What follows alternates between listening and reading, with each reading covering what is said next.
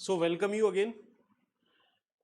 आप में से जो भी लोग लोअर पीसीएस मेंस इस बार अटेम्प्ट करने जा रहे हैं, ठीक, आप अपर का भी मेंस अगर अटेम्प्ट कर रहे हो, इवन नेक्स्ट ईयर यूपीएससी का भी करना है, कोई भी करना है, तो ये क्वेश्चन एक ऐसा है, ऐसा टॉपिक है जो आपका ऑलमोस्ट आउट है। यहाँ से आपसे पक्का कुछ ना कुछ इस आर्टिकल से पूछने वाला है।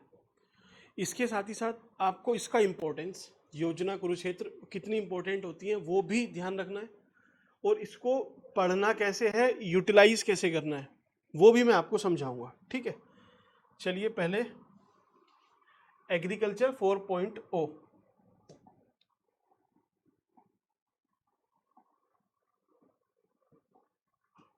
ये एक क्रांति की बात चल रही है। ठीक है, एग्रीटेक रिवॉल्यूशन मींस एग्रीकल्चर में जो टेक्नोलॉजी ड्रिवन रिवॉल्यूशन हो रहा है, क्रांति हो रही है, उसके बारे में है। आप इसको, ये तो कहीं बीच में से उठाते हैं, इसको रहने दीजिए, आपको यहां से स्टार्ट करना है। 1 सेकेंड, ये आपका मेन कंटेंट है।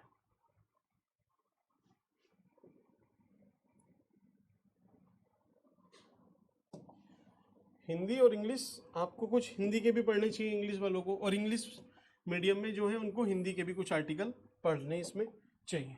ठीक,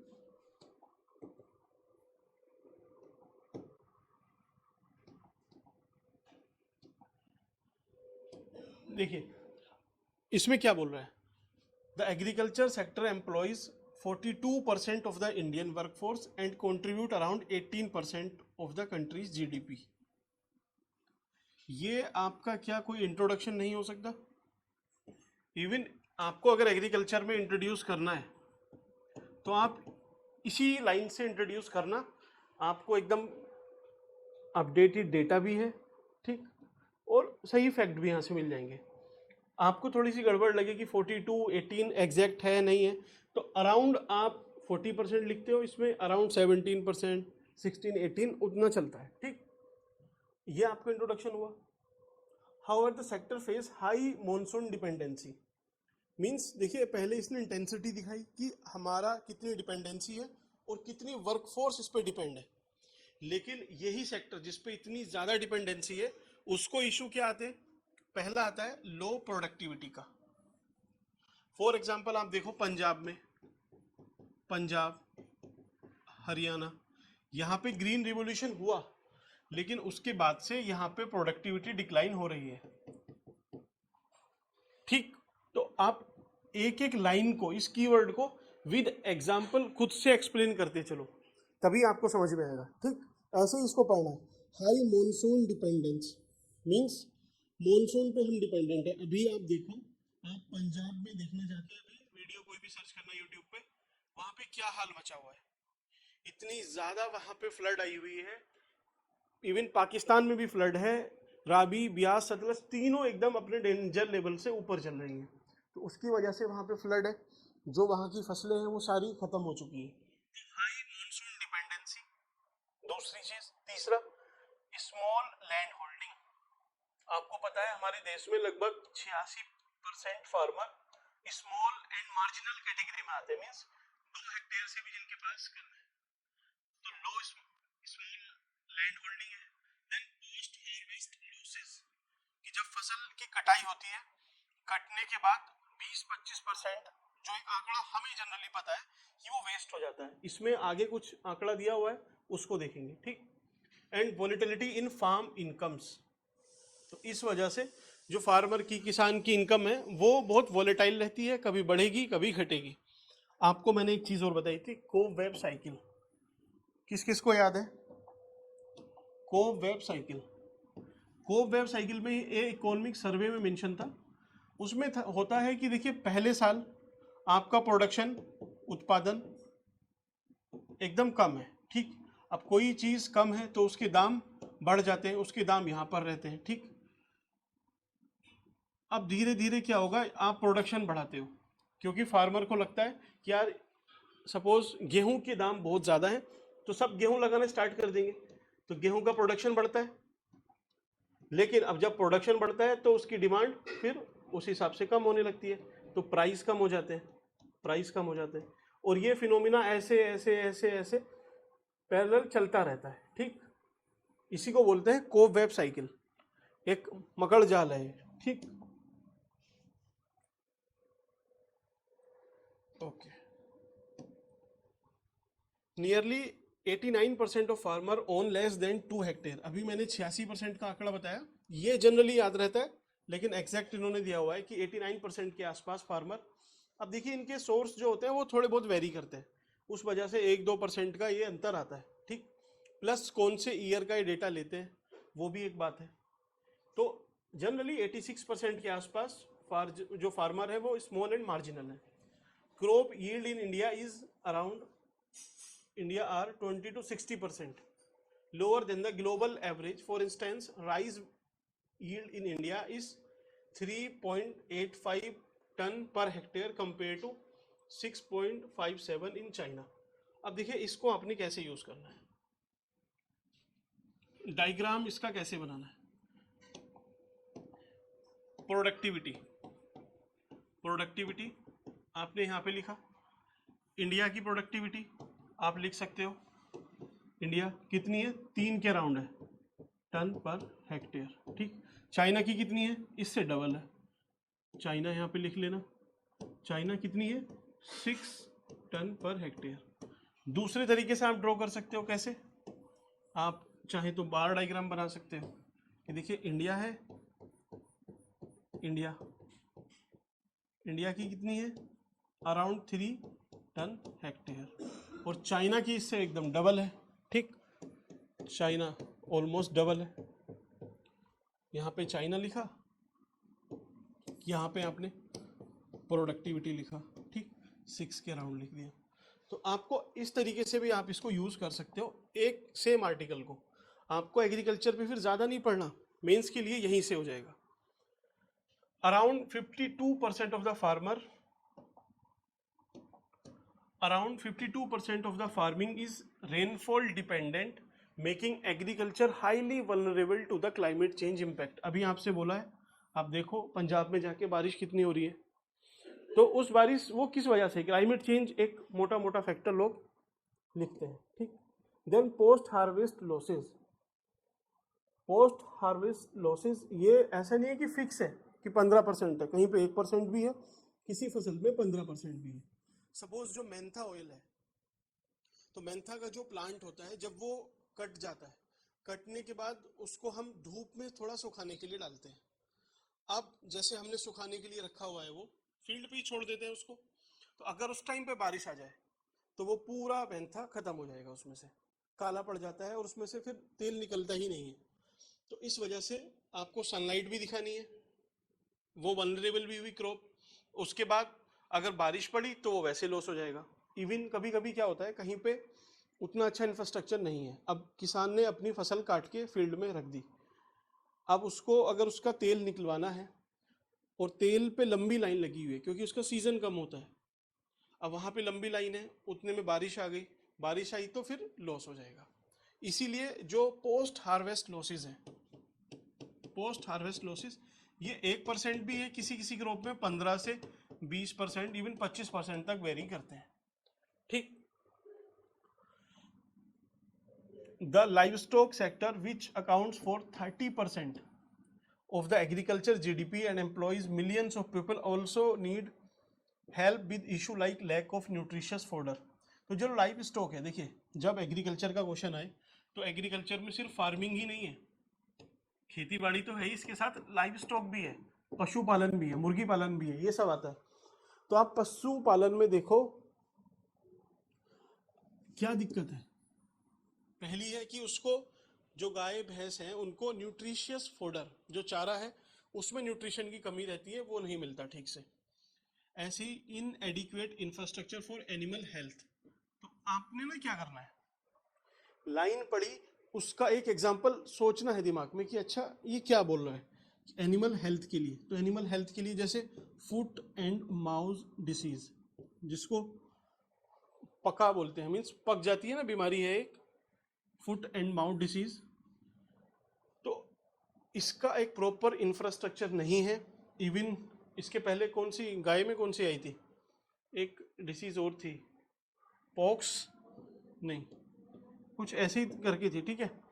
तो वो भी एक इशू है। And supply chain constant, supply chain में भी इशू रहते हैं। तो देखिए, आपने सिर्फ एक पैरा पढ़ा, आपको इंट्रोडक्शन भी मिला, एग्रीकल्चर में लिखने के बहुत सारे पॉइंट विद डेटा डायग्राम मिला सिर्फ सिंगल पेज से। और याद रखना, यहां से पूछेगा ही पूछेगा आपसे कुछ ना कुछ, ठीक। अब इसके दूसरे पेज पे आते हैं। ये बात है कि आपको देखिए पढ़ना कैसे है। सबसे पहले तो आपसे एक क्वेश्चन यही बन सकता है, पीएम धन धान्य स्कीम, प्राइम मिनिस्टर धन धान्य स्कीम। इस स्कीम में देखिए क्या है, फीचर्स इसमें लिखे हुए हैं, अभी आपको समझाऊंगा। आप देखो, प्रधानमंत्री धन धान्य स्कीम, ये बजट में अनाउंस हुई थी।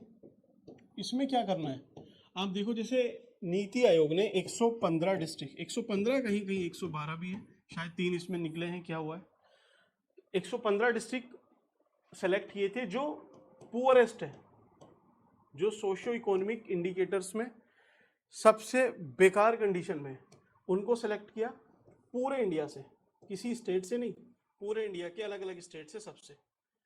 फिर बोला क्या, सपोज वो यहाँ पर है, एक यहाँ पर है, ऐसे डिस्ट्रिक्ट यहाँ भी है, इधर भी है, इधर भी है, तो बोला आपकी जितनी भी मिनिस्ट्री है, सपोज हेल्थ के लिए कौन देखती है, मिनिस्ट्री ऑफ हेल्थ, तो उसके साथ कोऑर्डिनेट कराया मिनिस्ट्री ऑफ जल शक्ति, पानी वाले को, ministry of Panchayati Raj, ministry of rural development, mean जितनी भी मिनिस्ट्री थी, आप सब आपस में आके कोलैबोरेट करो और मिलके, सेंटर और स्टेट सब मिलके इन डिस्ट्रिक्ट पे काम करेंगे और इनको हम बाहर निकालेंगे। ये जिस गरीबी में या फिर बदहाली में है, हमें उनको बाहर निकालना है। तो ये कोशिश बहुत अच्छी थी, अच्छी है। और सरकार ने, इवन यूएन ने रिकॉग्नाइज किया है हमारी एस्पिरेशनल डिस्ट्रिक्ट प्रोग्राम को, क्या कि देखिए ये प्रोग्राम रीजनल डेवलपमेंट में, क्षेत्रीय विकास में, रीजनल डेवलपमेंट, रीजनल विकास में बहुत ही क्रिटिकल है। मींस एक सक्सेसफुल स्ट्रेटेजी इसको घोषित किया है रीजनल डेवलपमेंट में, और बोला है कि दुनिया को इससे सीखना चाहिए। तो सरकार और खुश हुई, उसने एस्पिरेशनल ब्लॉक भी लॉन्च किए। इसी कॉन्सेप्ट को उन्होंने कृषि पे लगा दिया। इस पे क्या किया इन्होंने, इस पे भी यही किया कि देखिए धन धान्य से हमें क्या करना है कि 6 साल की टाइम पीरियड रखते हैं, उसमें हम 100 डिस्ट्रिक्ट अलग अलग पकड़ते हैं, जिसमें लो प्रोडक्टिविटी होगी, लो क्रॉप इंटेंसिटी, वहाँ पे जो लोन है, क्रेडिट डिसबर्समेंट है, वो हल्का होगा, उन सबको हमें ठीक करना है। 1 सेकेंड, चलिए इसके फीचर्स आपको शायद नहीं दिख रहे हैं, तो यहाँ पर इस पीडीएफ में यही अच्छी चीज़ है कि इसकी क्वालिटी थोड़ी सी सही रहती है।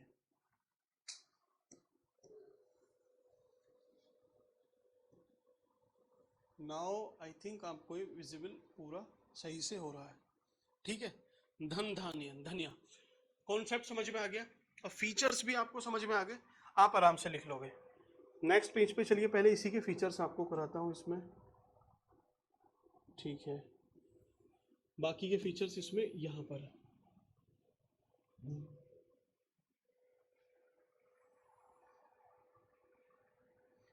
ठीक, ऑब्जेक्टिव क्या है कि हमें जो एग्रीकल्चर है उसकी प्रोडक्टिविटी बढ़ानी है, जो पोस्ट हार्वेस्ट लॉसेज हैं, जो अभी मैंने आपसे बोला 1% से लेके 15% तक, इवन कहीं कहीं 20%, 25% तक ये वेरी करते हैं, ठीक। इरिगेशन, सिंचाई सही करनी है, और लॉन्ग टर्म क्रेडिट हमें उनका पहुंचाना है। इस बार देखना केसीसी जो किसान क्रेडिट कार्ड है, उसकी लिमिट भी 5 लाख कर दी गई है बढ़ा के, ठीक है। तो ये आप समझ में आया आपको। देन लास्ट स्लाइड देखते हैं इसकी। इसे देखिए, आपकी एक स्कीम भी कवर होगी यहाँ से, और ये याद रहेगी आपको, कुछ याद रहे ना रहे, ये वाली स्कीम जरूर याद रहेगी। To be implemented through convergence of 36 existing scheme and 11 department. तो अलग अलग जो डिपार्टमेंट है सबको देखिए कोलैबोरेट कराते हैं, ठीक, और अलग अलग थीम, अलग अलग टॉपिक पकड़ते हैं, उसको करते हैं। धन धान्य district will be monitored on 117 की परफॉर्मेंस इंडिकेटर, इसकी मॉनिटरिंग भी होगी जो कि ऑब्वियस है, ठीक। कैबिनेट डिसीजन 16 जुलाई 2025। आपके किसी भी एग्जाम में इसको पूछने के बहुत हाई चांसेस हैं। ठीक, स्कीम आपकी कवर हुई, एग्रीकल्चर का पूरा टॉपिक यहां से आपका कवर हो जाएगा। ठीक है,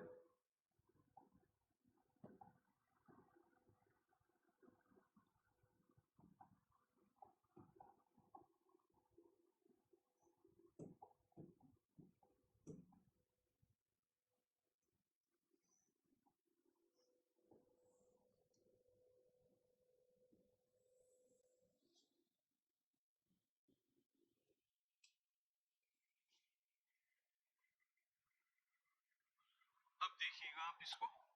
अब इसकी थ्योरी जो हम एग्रीकल्चर की पढ़ रहे हैं उसको एक बार सही से देखते हैं। डिस्पाइट दीज चैलेंजेस, अभी वो प्रॉब्लम बता रहे थे आपसे। Despite these challenges India has immense potential to transform its agriculture and allied sector into the power house of growth and prosperity. ठीक, मीन्स इन्होंने बोला कि इतनी सारी प्रॉब्लम है उसके बाद भी हम इसको एड्रेस कर सकते हैं। कैसे? By adopting digital technologies like artificial intelligence, blockchain, internet of things, big data analytics, robotics. तो इनको बोलते हैं फ्रंटियर टेक्नोलॉजी। फ्रंटियर, ये 8 टेक्नोलॉजी है, ये मिलके फ्रंटियर टेक्नोलॉजी बनती है और इसकी मदद से हम कृषि को सही कर सकते हैं।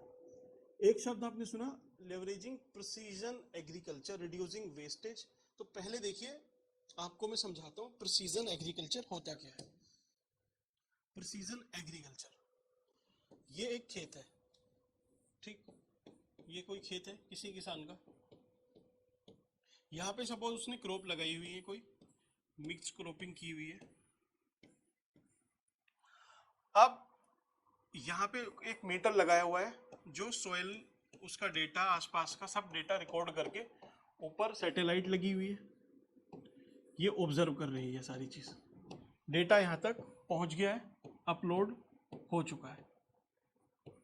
ठीक, कौन सी फसल है, यहाँ पे जो सोयल है उसकी हेल्थ कैसी है, कौन से मिनरल्स उसमें कम है, अभी उसकी डिमांड क्या है, एग्जैक्ट मिट्टी की जो डिमांड है, जो फसल है क्या उस पर कोई पेस्टिसाइड्स की ज़रूरत है क्या। ठीक है, तो अलग अलग चीज़ें ये ऑब्जर्व करके अपलोड कर देगा सैटेलाइट पे। यहाँ पे कोई सेंटर बना होगा, सपोज कोई कृषि विज्ञान केंद्र या कुछ इस तरीके से है। ठीक, ये है, ये डेटा यहाँ पे प्रोवाइड करेंगे इस तरीके से, सैटेलाइट का डेटा यहाँ पहुँचता है। अब क्या होगा,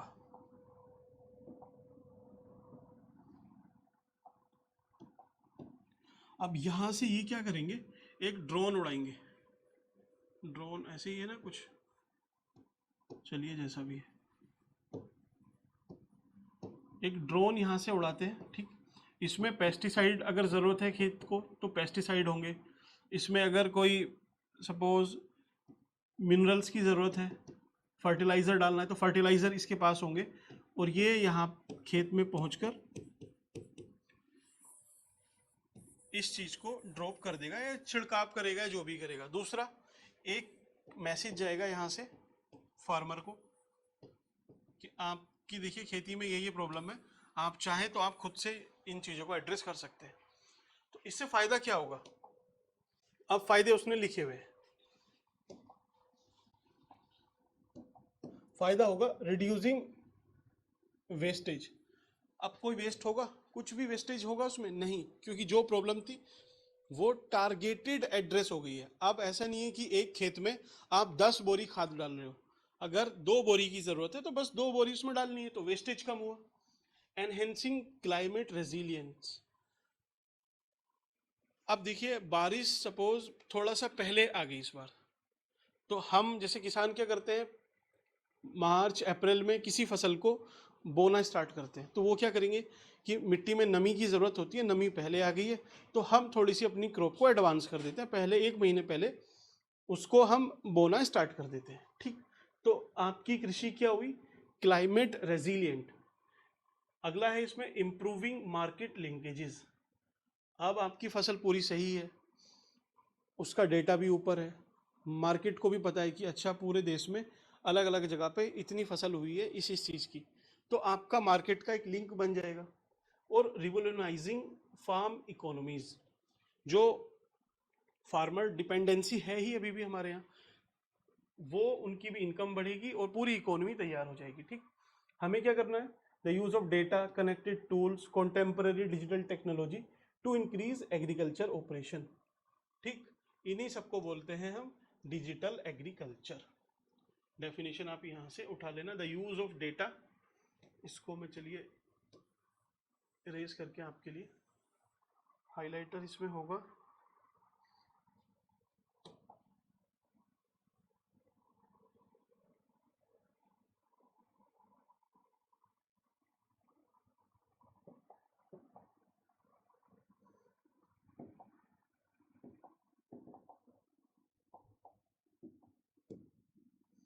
नहीं,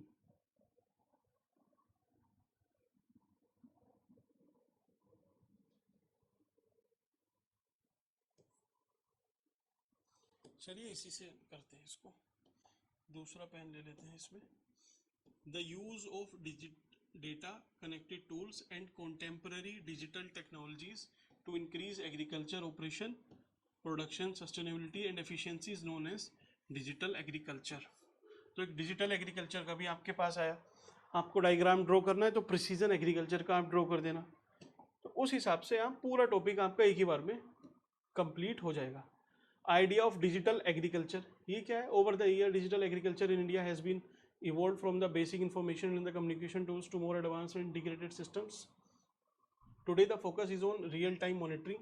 देखिए आज क्या है, रियल टाइम मॉनिटरिंग, जो मैंने आपसे बोला सैटेलाइट मॉनिटर कर रही है, डेटा ड्रिवन प्लानिंग, अब उसके पास डेटा है, उसी के हिसाब से चीज़ें प्लान हो रही हैं। Modern technologies, strong decision support, आप फार्मर को आपने इन्फॉर्म किया तो वो डिसीजन भी सही लेगा। The scope of idea of digital agriculture which we envisage to bring the next agri-tech revolution can be broadly understood through two complementary paradigms. पहला मीन्स इसको हम दो मेजर पार्ट में डिवाइड करके देख सकते हैं, एक है स्मार्ट फार्मिंग, दूसरा है स्मार्ट एग्रीस्पेयर। तो स्मार्ट फार्मिंग में आपका तो IoT डिवाइस, जो खेत में आपने चीज़ें लगाई, ठीक है, उसमें जो डिवाइस लगी उससे सैटेलाइट तक पहुंच रहा है, तो वो तो ये वाला हो जाएगा स्मार्ट फार्म डिजिटलाइजेशन। ये सारी चीज़ स्वामित्व स्कीम से आपका लैंड रिकॉर्ड एक तरह से उन्होंने डिजिटाइज कर दिया है, पार्सल दिया है ना, एक लैंड पार्सल, एक आधार जैसा एक कार्ड बना के दिया है सबको कि आपकी इतनी जमीन है, यहाँ पर है, ये उसका यूनिक आईडी है, और उसके बेस पे आप फार्मर जाके बैंक से लोन ले सकते हैं। ये अभी तक हो चुका है, उसी चीज़ को इन्होंने और एक्सप्लेन किया है कि उसमें हम डेटा भी चढ़ा देंगे, आपकी सोइल कौन सी है, सारी चीज़ें उसमें डाल देंगे। ठीक है, देन स्मार्ट एग्रीस्पेयर मीन्स फिर मार्केट वाली साइड पे, डिसीजन मेकिंग वाली साइड पे, हम उसमें भी एग्रीस्पेयर में भी रिसर्च ये सब कर सकते हैं। ठीक,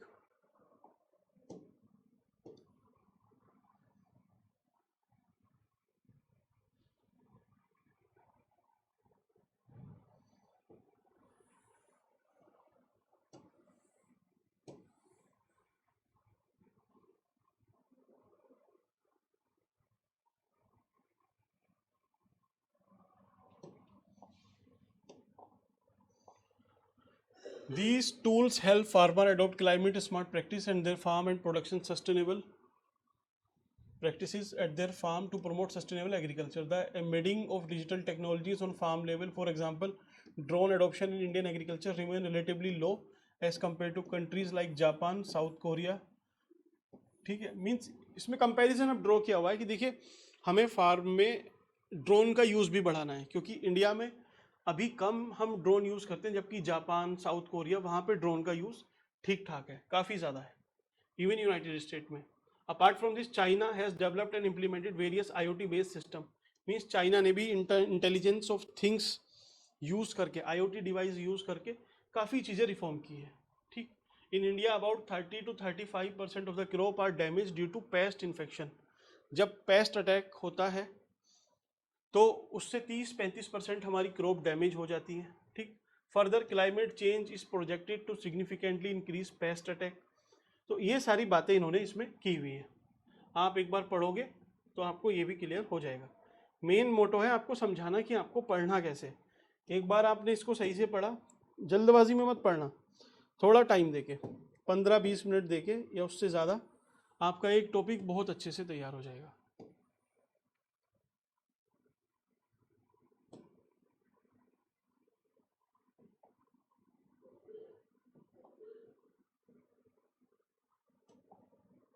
ये पूरा इन्होंने एग्री स्टैक ये समझाया हुआ है।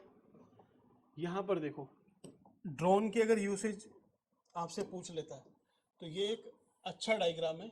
Drone use advantage in agriculture, crop में स्प्रे करने के लिए, लाइफ स्टॉक मैनेजमेंट के लिए, वेदर ग्लिचेस के लिए, avoid chemical over use, monitor growth, soil field plantation, crop monitoring, geo fencing, इन सब में आप ड्रोन का यूज कर सकते हो। तो ये चीजें रहती हैं इसमें मेन जो आपको करनी होती है। अब ये एग्रीकल्चर सोसाइटी, ये इतना सारा डेटा, ये उतने काम का नहीं रहता। यहाँ पे लास्ट में आपको देखिए इधर से एक कंक्लूजन मिल जाएगा। अच्छा, आप यहाँ से वो कंक्लूजन देख सकते हैं। बाकी ये जो बॉक्स में इसमें स्कीम्स होती हैं, सपोज ये पीएम किसान, चलिए पीएम किसान भी मैं आपको समझा देता हूँ एक बार। पीएम किसान में क्या बात हुई है, पीएम किसान में आपको 6,000 रुपये एक साल में दिए जाते हैं। ठीक, एक साल में 6,000 रुपये। ठीक, इसकी इंस्टॉलमेंट में दिए जाते हैं, एक साथ नहीं दिए जाते, इंस्टॉलमेंट में दिए जाते हैं। क्यों दिए जाते हैं? क्योंकि देखिए पहली चीज तो ऑब्वियसली 2019 में स्टार्ट हुई स्कीम। 19 में क्यों? क्योंकि ऑब्वियसली चुनाव था, पॉलिटिकल कंपल्शन था, क्योंकि फार्मर, अच्छा आपको एग्जाम में लिखने के लिए आए तो पहली चीज तो अच्छी बातें लिखनी है कि देखिए एग्रीकल्चर हमारे देश में, जो अभी इंट्रोडक्शन हमने देखा कि 42% वर्कफोर्स में एंगेज मींस एंगेज रखता है वर्कर को, और लगभग 18% 17% के आसपास जीडीपी में कंट्रीब्यूट करता है। तो इतना सिग्निफिकेंट सेक्टर है। उसमें प्रोडक्टिविटी कम हो रही थी, किसानों के पास पैसे नहीं थे, पूंजी नहीं थी, उसको एक सपोर्ट करने के लिए पीएम किसान लॉन्च की गई। ये तो हुई अच्छी वाली बात। दूसरी याद रखने वाली बात, ये देखिए चुनाव थे 2019 में, और ये स्कीम ऐसी थी, बाकी सारी स्कीम होती है प्रोस्पेक्टिव, मींस सपोज अप्रैल में चुनाव है, इसकी घोषणा हुई शायद फेब में बजट में। ठीक, उस टाइम पे शायद पीयूष गोयल साहब थे जो बजट पेश उन्होंने किया था। ठीक है, तो हम क्या करना चाहिए था, या जनरली क्या होता है कि अप्रैल से स्कीम लागू होगी, मई से होगी। अब क्योंकि चुनाव थे तो इन्होंने रेट्रोस्पेक्टिव किया। अगर ये अप्रैल से फरवरी, मार्च अप्रैल से स्टार्ट करते तो आपको लगभग 2-2 हज़ार रुपये की इंस्टॉलमेंट है आपकी, 3 इंस्टॉलमेंट है, तो 4 महीने में जाके एक इंस्टॉलमेंट आती, तब तक चुनाव हो सकता है निकल जाते। तीनों ने रेट्रोस्पेक्टिव किया कि अच्छा लास्ट ईयर दिसंबर से चालू कर देते हैं, दिसंबर, जनवरी और फरवरी, तो अब अगले महीने आपके पास एक किस्त आ जाएगी 2,000 रुपये की, और फिर लहर बन जाएगी, उसके बाद लहर बनती है। ठीक है, वेव जिसको बोलते हैं। तो ये सारी चीज़ें थी। दूसरी एक और चीज़ थी इसमें, करप्शन। डायरेक्टली देखिए फर्टिलाइजर ये सब प्रोवाइड अगर हम करते हैं तो उसमें करप्शन बहुत था, लीकेजेस थे, सब्सिडी लीकेज थे। अब डायरेक्टली आपके खाते में पैसे पहुंचते हैं, मैसेज आ जाता है, ये देखिए काफ़ी खुश है। तो उससे फ़ायदा हुआ कि लीकेज भी कम हुए, करप्शन कम हुआ, इस वजह से ये स्टार्ट हुआ। अब आपको चैलेंज अगर लिखने के लिए आ जाए तो पीएम किसान है, किसान, तो इसको ऐसे ही याद रख लेना चैलेंज, वरना फिर एग्जाम में याद नहीं रहेगा ऐसे।